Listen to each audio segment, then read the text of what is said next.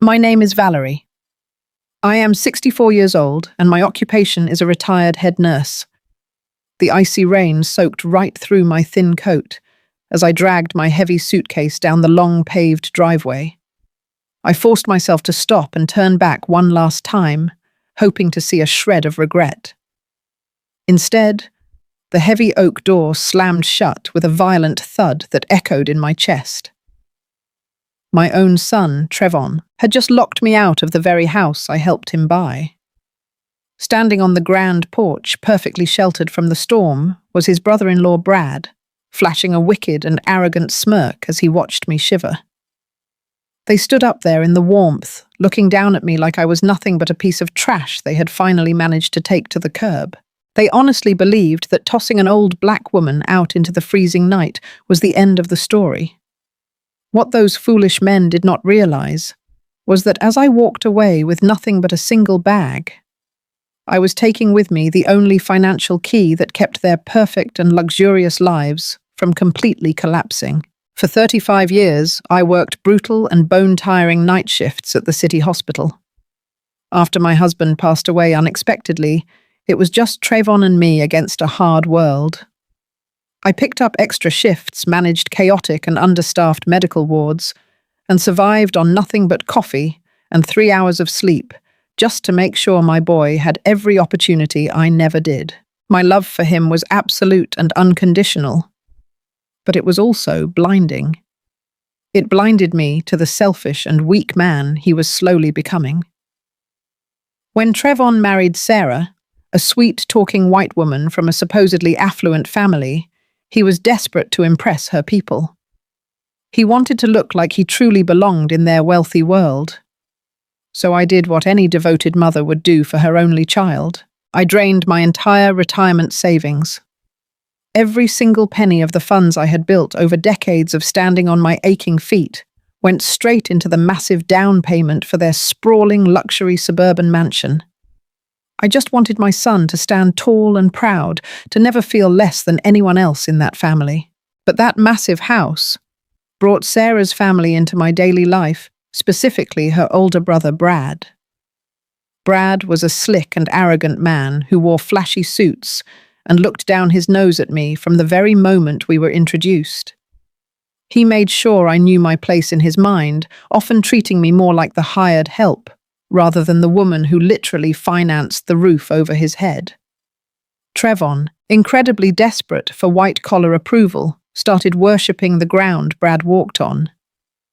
Brad was always pitching these risky and high-stakes real estate flips, promising millions in quick returns. My son followed him blindly, throwing money they absolutely did not have into empty and fraudulent projects. Whenever I tried to speak up, whenever my intuition told me to warn Trevon to protect his family and his finances from this con artist, I instantly became the enemy. I quickly went from being the devoted mother who gave him everything to an annoying and uneducated obstacle standing in the way of his grand ambitions. I remember the exact moment I made the decision that would eventually break my heart into a million pieces. Trevon had just proposed to Sarah. Sarah came from money, or at least the loud and flashy kind of money that makes a person feel very small if they do not have it. Trevon was terrified of looking inadequate in front of her family. He was a smart boy, but he grew up with a single mother working night shifts, not taking luxury vacations to the Hamptons. He wanted to buy a sprawling 6-bedroom estate in an exclusive gated community to prove he belonged in her world. But the mortgage broker laughed at him. He did not have nearly enough for the massive down payment required for a property of that magnitude. Seeing the pure defeat in my son's eyes tore my soul apart. I was a mother. My entire existence was built on fixing his pain. So I went to the bank and I did the unthinkable. I liquidated my entire retirement account. Every single dime I had saved from 35 years of cleaning bedpans, monitoring heart rates at 3 a.m, and working double shifts on holidays went into a single cashier's check. It was hundreds of thousands of dollars, my entire visible safety net, wiped out in an instant.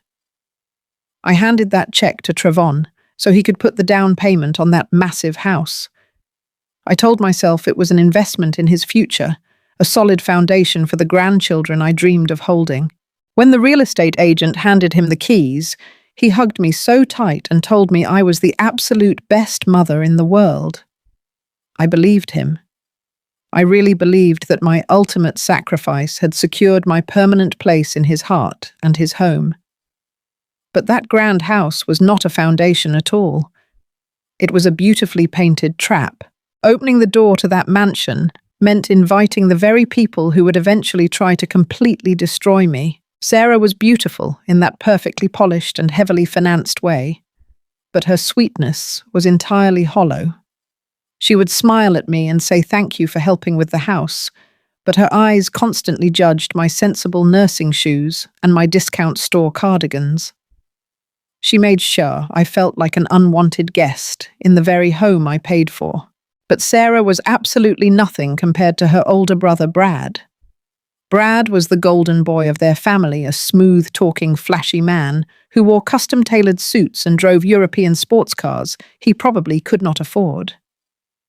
From the moment Brad stepped onto the gleaming hardwood floors of that mansion, he made it his sole mission to diminish me. He was an entitled white man who had never faced a day of real struggle in his life, and he looked at me, a black woman who had worked for every single breath she took, with undisguised contempt. He would hand me his empty wine glass at family dinners, assuming I was there to serve him rather than sit at the head of the table. He would make subtle and nasty remarks about the tough neighborhood where I raised Trevon, laughing, as if my poverty was an amusing joke for his entertainment. And the absolute worst part was Trevon. My son, desperate for the approval of this arrogant man, would just laugh along with him. Trevon idolized Brad. He desperately wanted to be part of the boys' club, the inner circle of generational wealth that Brad pretended to represent. Brad completely capitalized on that desperation. He painted himself as a massive real estate mogul, always pitching these high-risk and high-reward property flips. He promised Trevon that if they pooled their money, they would double their investments in a matter of mere months. I knew a greedy con artist when I saw one. 35 years in a hospital emergency room teaches you how to read people, how to spot the liars and bullshitters and the frauds from a mile away. I tried to warn my son. I sat Trevon down in the pristine kitchen of that massive house and begged him to be careful. I told him that Brad was playing with fire, that these imaginary real estate empires were nothing but smoke and mirrors, designed to separate naive people from their hard-earned money.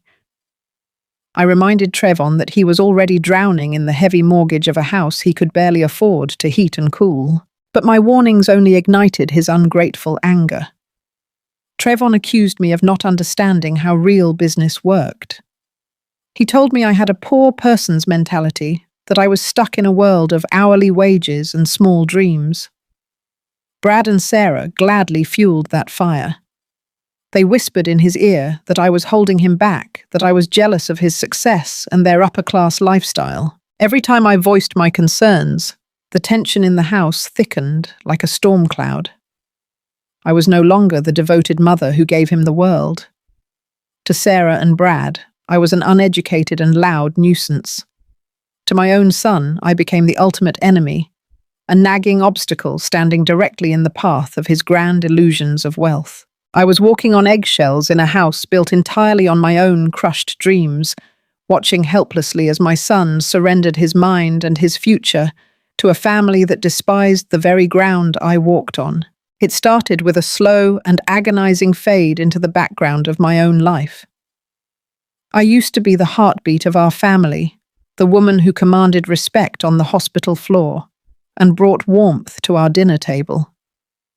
But inside that sprawling suburban mansion, I was rapidly becoming a ghost. Sarah, with her sweet smiles and sharp tongue, began a quiet campaign to erase my presence from the spaces I had quite literally paid for. It began in the kitchen. I have always expressed my love through cooking. Recipes passed down from my grandmother, rich stews, seasoned greens, and fried chicken that used to make Trevon rush to the table. One Sunday afternoon, I was preparing a special dinner, hoping to bring some warmth back into the house. The spices filled the air, a familiar and comforting scent. Sarah walked in, pinching her nose with two perfectly manicured fingers. She waved her hand in front of her face, as if the air was toxic.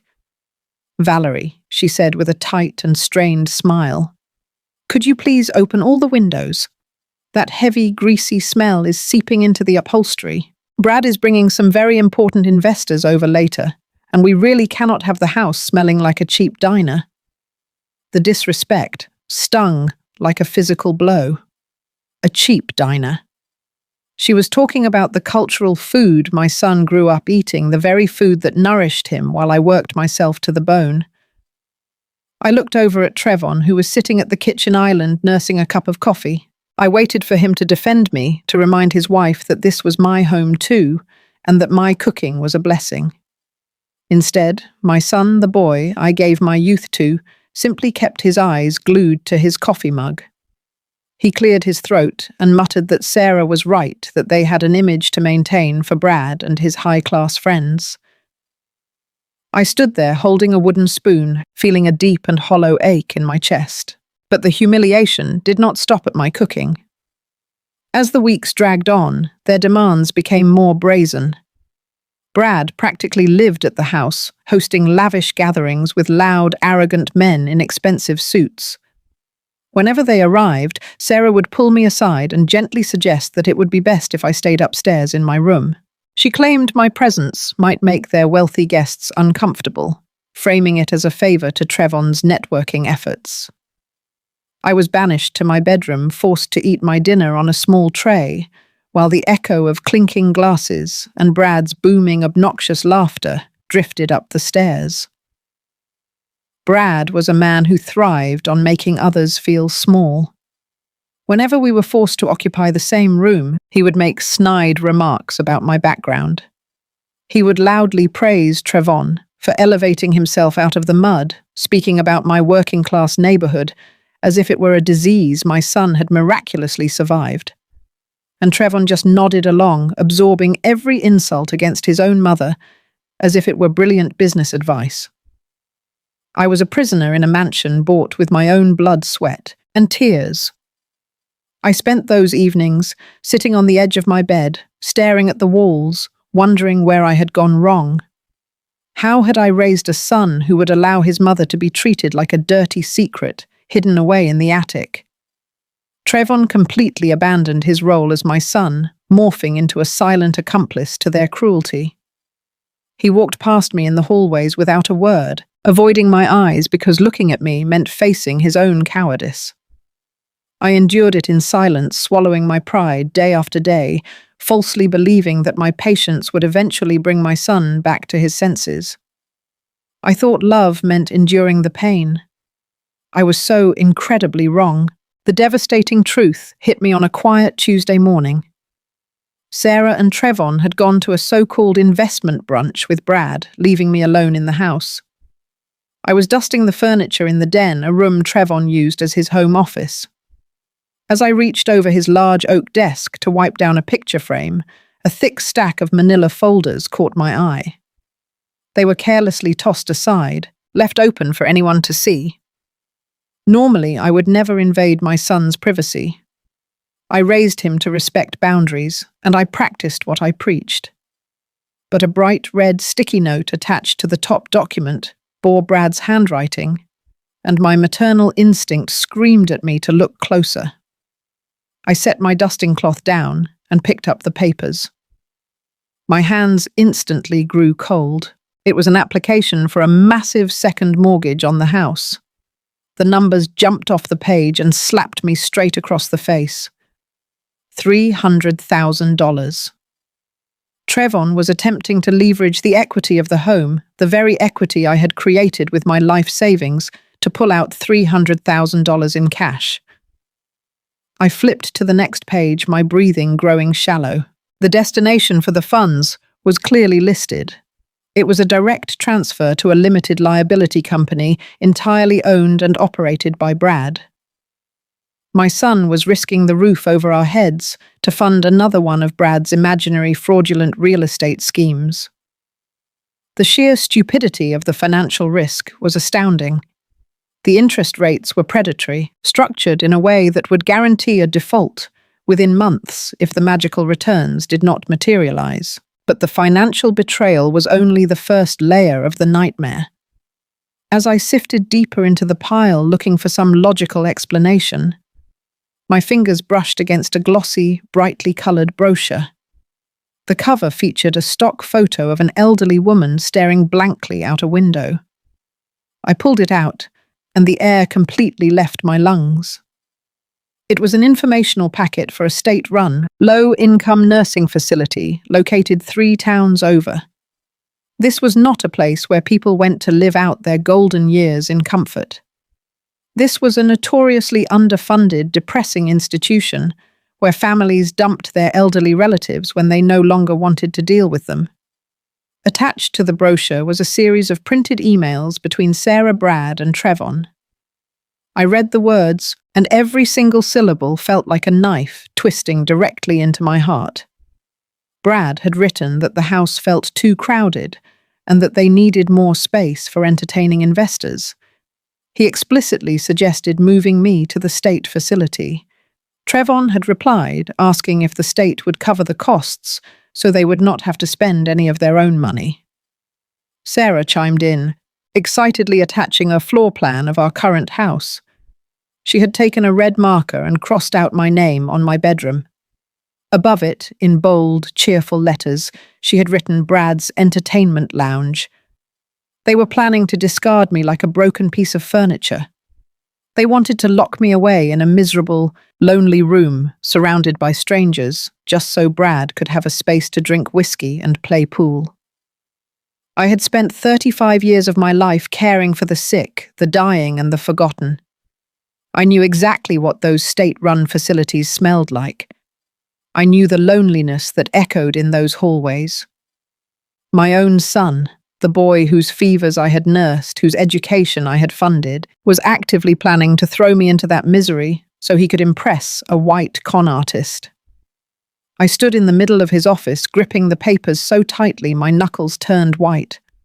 A profound and icy clarity washed over me. The pain of the betrayal was so immense, so totally crushing, that it bypassed tears entirely and settled into a deep, silent rage. They thought I was just an ignorant old woman who would quietly sign whatever they put in front of her. They thought they could erase me. I did not put the papers back. I carried the entire stack into the living room, placed them squarely in the center of the glass coffee table, and sat on the sofa to wait. I sat perfectly still for 4 hours. I did not cry. I did not tremble. I simply waited for the monsters I lived with to return. When the front door finally clicked open, I heard Brad's booming laugh echoing through the foyer, followed by Sarah's high-pitched giggle and Trevon's eager agreement. They walked into the living room still wrapped in the delusion of their own superiority. Trevon stopped dead in his tracks when he saw me sitting in the dark, the thick stack of documents resting on the table in front of me. The smile instantly melted off his face, replaced by a nervous and defensive glare. "What are you doing going through my private desk?" he demanded, stepping forward with his chest puffed out. He did not look ashamed. He looked annoyed that his deceit had been inconvenienced. I stood up slowly, smoothing the front of my slacks. "I am looking at the price of my own betrayal," I said, keeping my voice dangerously steady. "You are trying to pull $300,000 out of this house to give to a scam artist, and you are planning to throw me into a state-funded facility to make room for his pool table." Sarah gasped, placing a dramatic hand over her chest, immediately playing the victim. "Valerie, you have no right to snoop through our things. We are trying to make responsible decisions for this family's future. You are getting older, and you need professional care." I ignored her entirely and kept my eyes locked on my son. "Trevon," I said, my voice dropping lower, "tell me this is a mistake. Tell me you are not planning to steal my investment and throw me away. I gave him one last chance to be the son I raised. One last chance to find his conscience. Instead, Trevon's face twisted into a mask of pure resentment.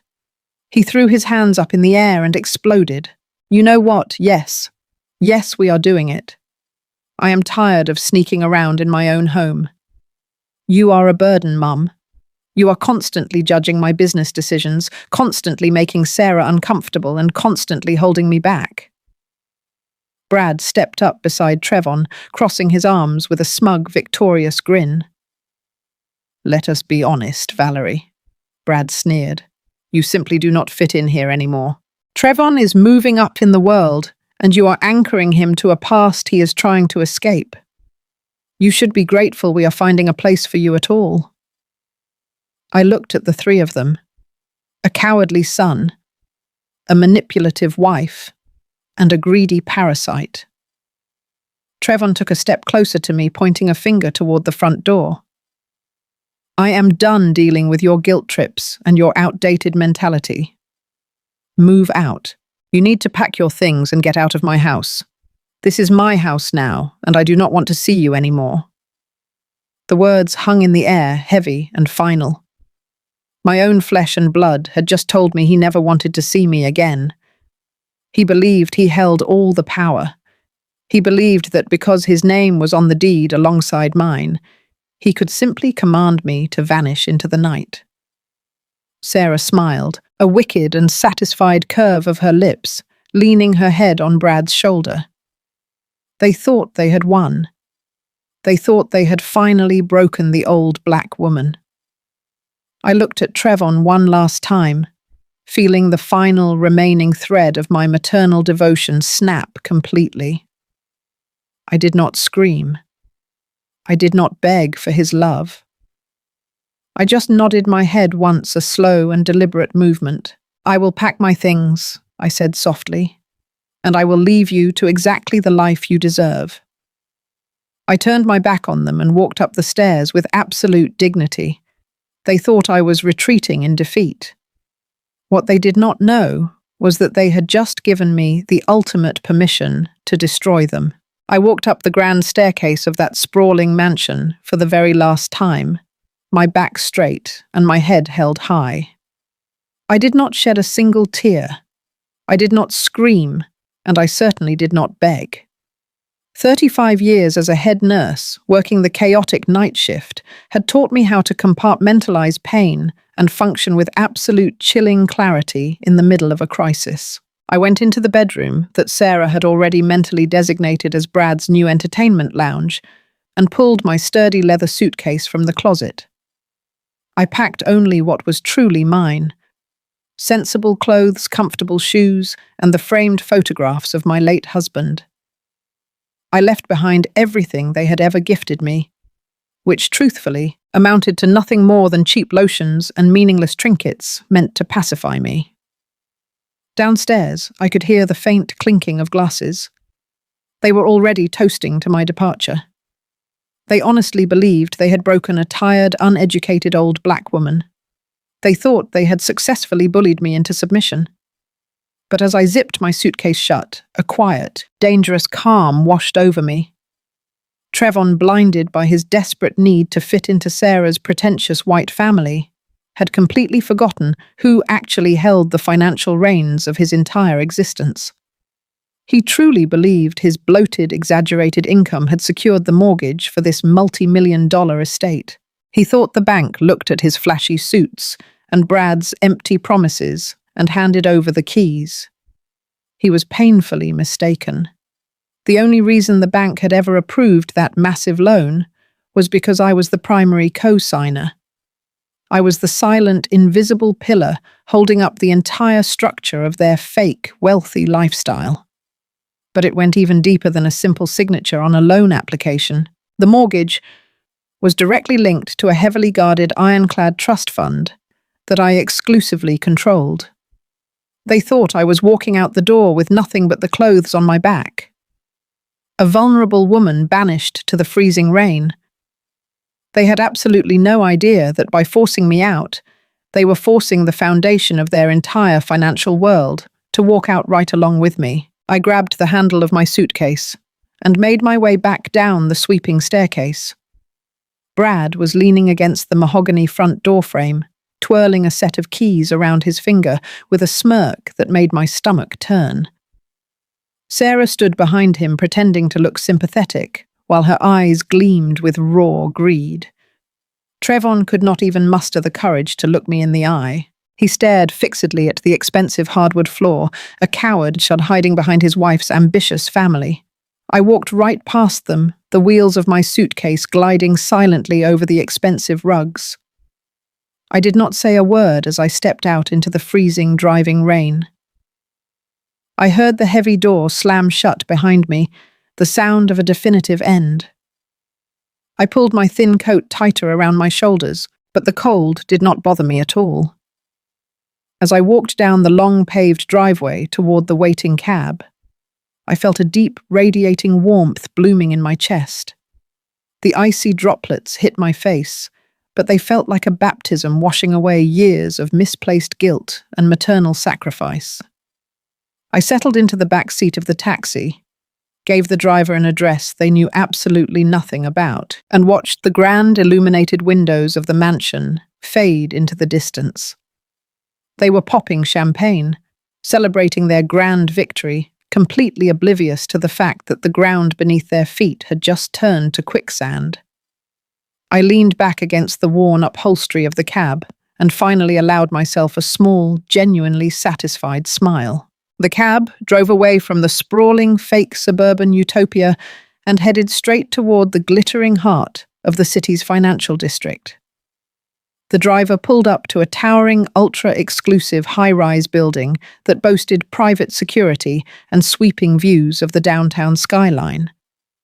The doorman, a polite young man named David, smiled warmly and opened the glass doors for me, welcoming me back. I stepped into the private elevator, inserted my specialized key, and ascended directly to the top floor. The doors parted to reveal my sanctuary, a breathtaking, sprawling luxury penthouse wrapped in floor-to-ceiling windows. This was my real home. This was the secret I had guarded with my life. When my wonderful husband passed away, he did not just leave me with beautiful memories. He had been incredibly frugal, a brilliant saver, and he left behind a massive multi-million-dollar life insurance policy alongside a portfolio of highly profitable investments. I had purposefully kept this incredible wealth a strict secret from Trevon. I wanted my son to build his own life, to understand the value of a hard-earned dollar, and to never become lazy or entitled, simply because he knew there was a mountain of cash waiting for him. I wanted to teach him independence, but instead my silence had inadvertently allowed him to be corrupted by the shallow, materialistic influence of Brad and Sarah. My attempt at tough love had backfired terribly. But now that hidden wealth was my greatest weapon. The very next morning, I sat at the massive marble dining table in my penthouse, a hot cup of tea in my hand, and waited for my private attorney to arrive. Attorney Carter was a sharp, fiercely intelligent black man in his late 50s, who had managed my trust fund for years. He knew the depths of my financial portfolio, and he knew exactly how much I had sacrificed for my ungrateful son. When he stepped out of the elevator, his face was grim but determined. He set his heavy leather briefcase on the table and pulled out the thick stacks of financial documents we had discussed over the phone the previous night. I told him everything that had happened, detailing the cruel eviction and the fraudulent second mortgage Trevon and Brad were trying to pull out of the house. Attorney Carter shook his head in disgust, but his eyes were entirely focused on the legal retaliation. I picked up my pen, and with a steady, unshakable hand, I signed the official documents to permanently remove myself as the primary guarantor and co-signer on the mansion's mortgage. But I did not stop there. For the last 3 years, I had quietly set up a hidden line of credit that automatically paid the exorbitant interest rates and property taxes on that massive house, keeping Trevon's head above water while he pretended to be a self-made millionaire. I instructed Attorney Carter to freeze that entire credit line instantly.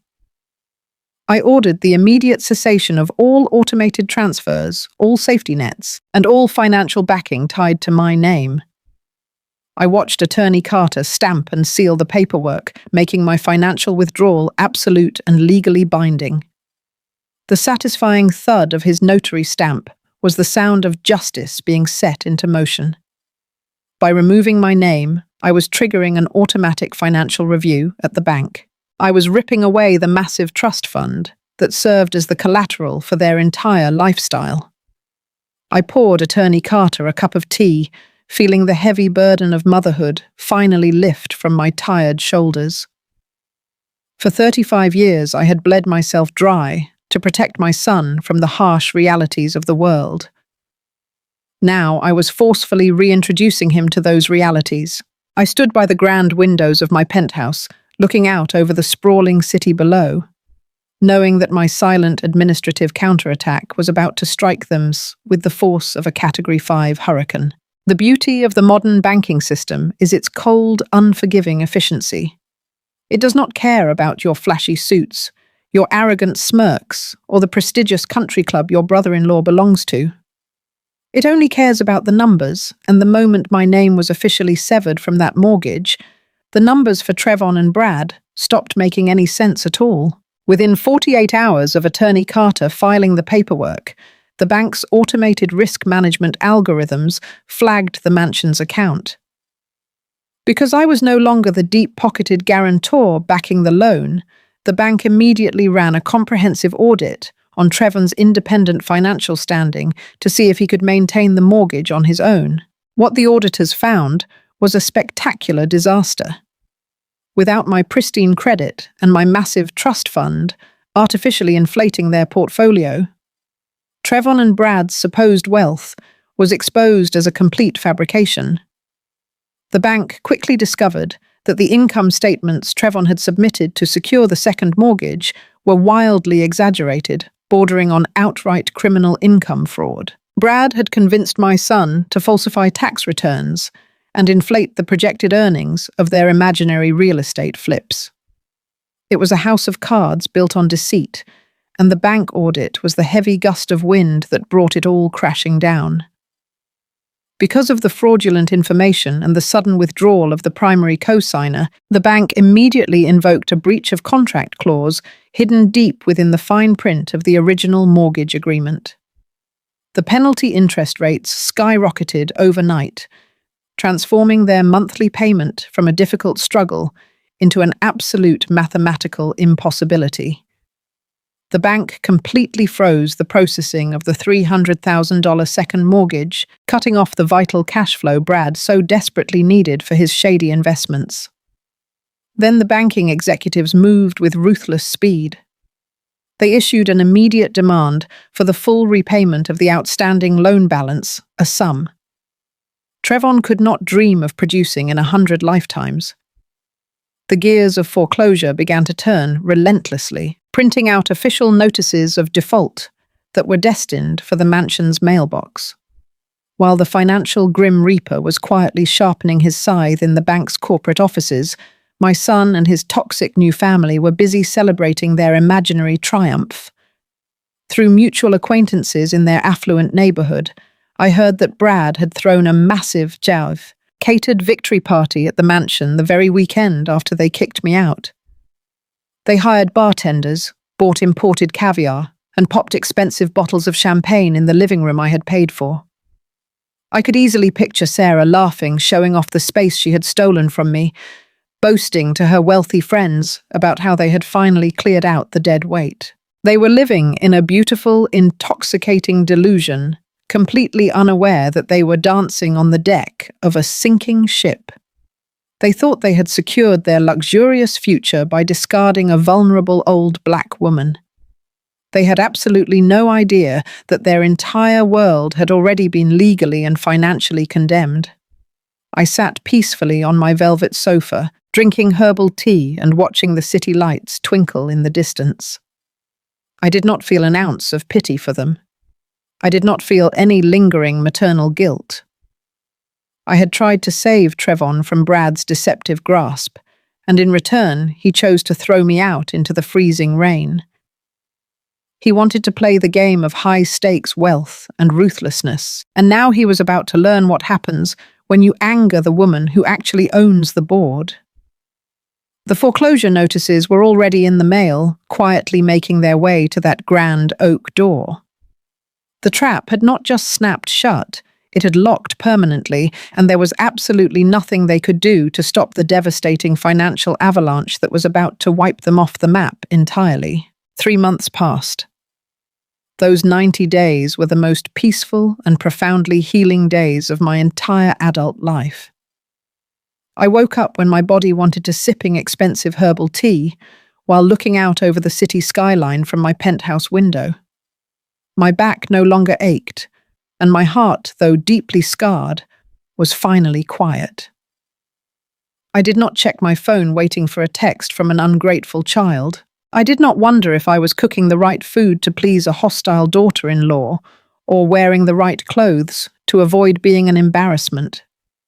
I simply existed in the luxury, safety, and absolute peace that my late husband and my own decades of hard work had secured. But while I was resting, the universe was busy balancing the scales.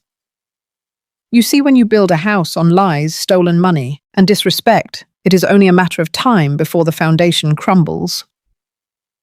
Attorney Carter kept me consistently updated on the spectacular and inevitable collapse of my son's financial world.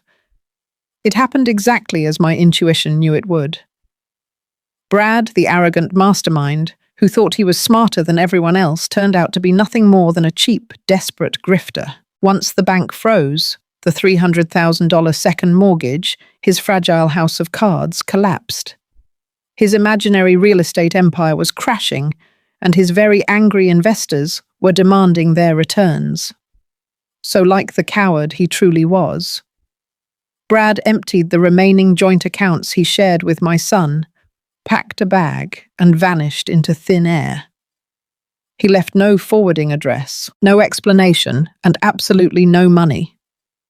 He left his sister Sarah and my son Trevon holding a massive bag of fraudulent debt that they could not even begin to explain, let alone pay back. Without my hidden credit line to artificially float their luxurious lifestyle, the bank moved in with swift and merciless precision. The foreclosure on that sprawling suburban mansion was not a slow, drawn-out legal process. It was a rapid and aggressive eviction. I heard through the grapevine that the local sheriff's department showed up early on a Tuesday morning to physically remove them from the property. Sarah was supposedly screaming on the front lawn in her designer pajamas as the deputies locked the grand oak doors and placed the foreclosure notices on the windows. They had nothing. No cash, no credit, and no wealthy brother to save them. Sarah's affluent parents, who had always looked down their noses at me and my working-class background, suddenly closed their heavy wallets when they realized the extent of the federal fraud their golden boy Brad had committed.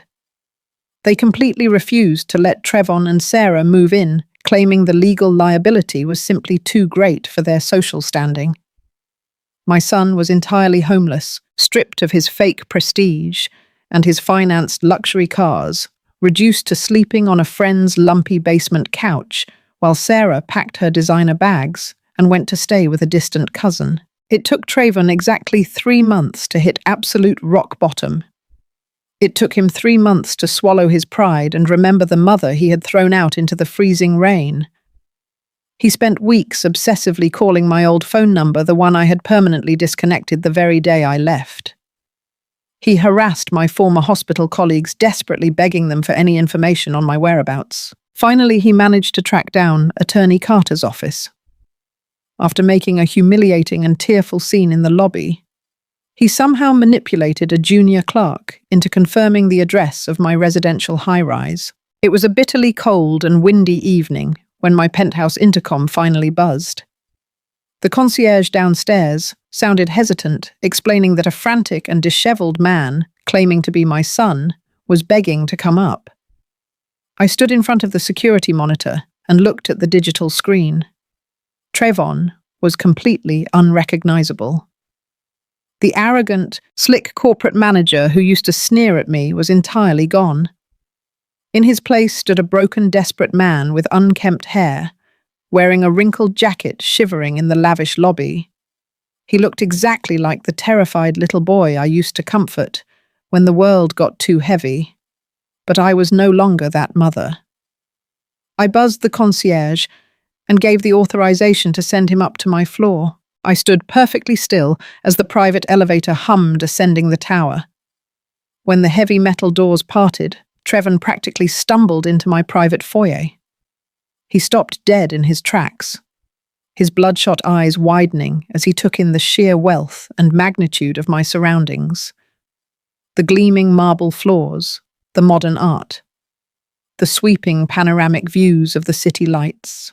He could not comprehend how the mother he thought was a poor, uneducated burden was living in a palace that made his foreclosed mansion look like a cheap motel room.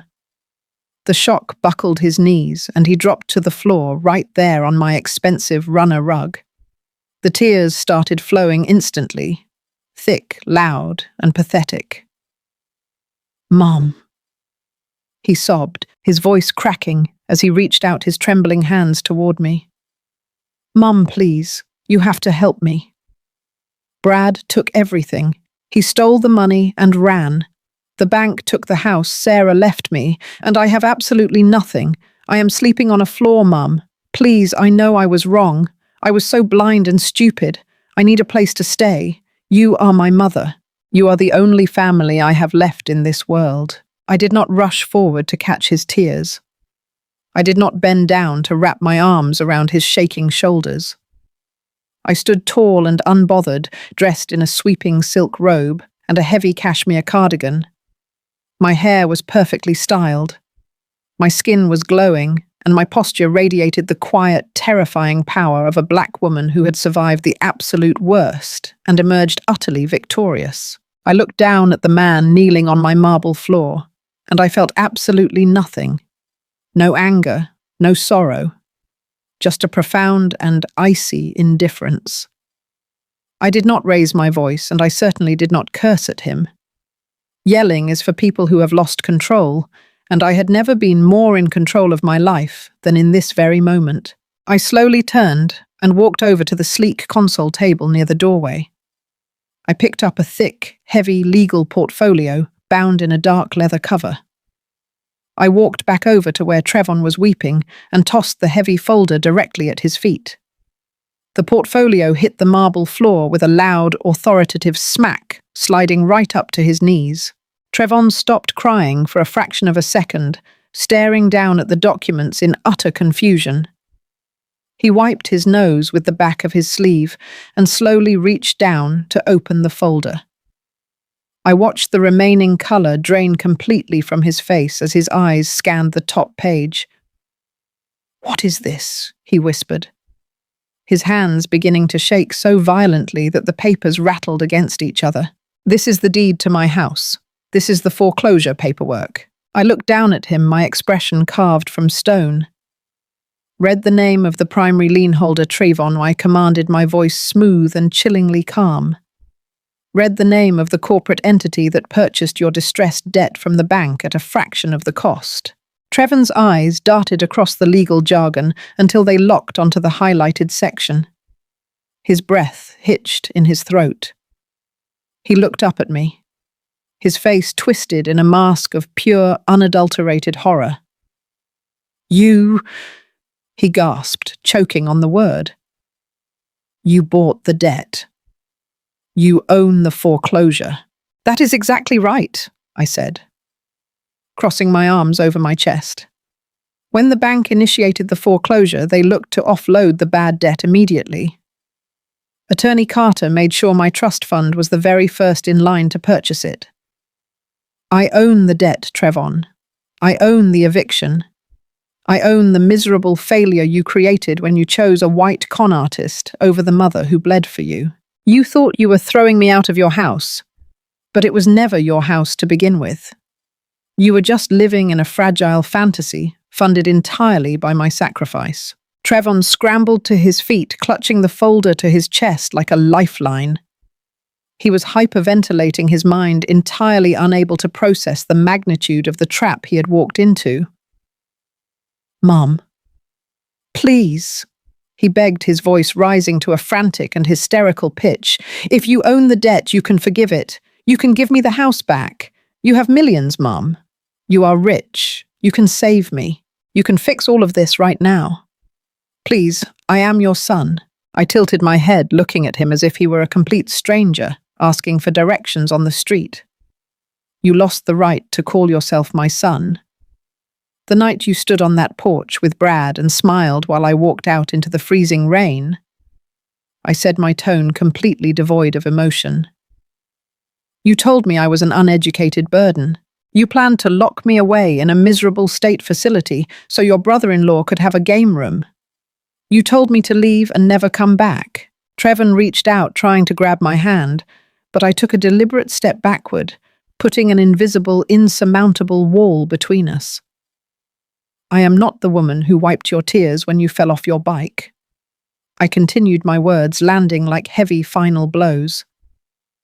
"I am not the nurse who worked 80-hour weeks to pay your college tuition. I am certainly not the fool who drained her retirement to buy your affection. I am the woman who owns your ruin." He let out a gut-wrenching wail, covering his face with his hands, as the reality of his total destruction finally crushed him. He had sacrificed his dignity, his morals, and his own mother for a temporary illusion of wealth. And now he was left with absolutely nothing. No wife, no mansion, no fake friends, and no mother to catch him when he fell. I did not feel the need to explain anything else. The portfolio on the floor was the only explanation he would ever need. "I am not a bank," I said, my voice ringing clear and resolute in the quiet foyer. "And you are no longer my family." I turned my back on him, walking away without a single ounce of hesitation. I gestured to the private security guard who had quietly stepped out of the service elevator behind Trevon. "Escort this man out of my building," I ordered calmly, "and make sure he is permanently banned from the premises." As I walked back into my beautiful, peaceful living room, I heard Trevon screaming my name, sobbing and begging for a second chance that he would never, ever receive. I closed the heavy double doors of the foyer, completely blocking out the sound of his despair. I did not look back. I simply walked over to my window, looked out at the brilliant city lights, and took a deep, refreshing breath of absolute freedom as I sit here tonight in the quiet luxury of my penthouse, looking out over the glittering city skyline. My heart is completely at peace. The journey to get here was paved with shattered illusions and a pain so deep it nearly broke my spirit. I spent 35 years believing that motherhood meant endless and bleeding sacrifice. I thought that if I just gave enough and worked enough and suffered enough, my son would eventually recognize my value. But the hardest truth I had to swallow was that a mother's love, no matter how absolute and pure, cannot fix a soul that has rotted from the inside out. Motherhood is a profoundly sacred bond and a beautiful responsibility. But it should absolutely never require you to place your dignity on an auction block to buy the affection of your own child. Trevon made his choice the moment he decided my existence was an embarrassing burden to his fake and wealthy lifestyle. He chose arrogance over gratitude, and he chose a con artist over the woman who gave him life. I do forgive him because carrying around that heavy anger would only poison my own golden years. However, let me be perfectly clear. Forgiveness does not mean reconciliation. Forgiveness simply means I am releasing the heavy burden of his failures from my shoulders. It does not mean I will ever allow him or anyone else to trample over my boundaries again. I had to rip out my own heart to save my soul. But in doing so, I remembered exactly who I am.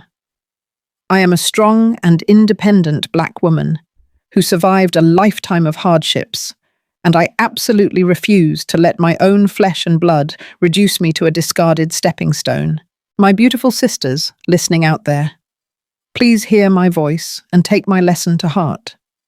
Never let anyone, and I mean absolutely anyone, even your own flesh and blood, take your crown or diminish your profound worth. You worked too hard to build your life, and you deserve every single ounce of respect and peace that comes with it. If my story today resonated with your spirit or touched your heart in any way, please hit the like button, subscribe to my channel, and share this video with someone who might need to hear it. Do not forget to leave a comment down below to let me know exactly which city you are watching from and what time it is right now in your part of the world. I read every single comment, and knowing how far my story has traveled brings so much warmth to my newly healed heart. Thank you for sitting with me today, for listening to my truth, and for supporting my journey to financial and emotional freedom. Sending you all my love, my strength, and my deepest respect. I cannot wait to see you all again in the next stories.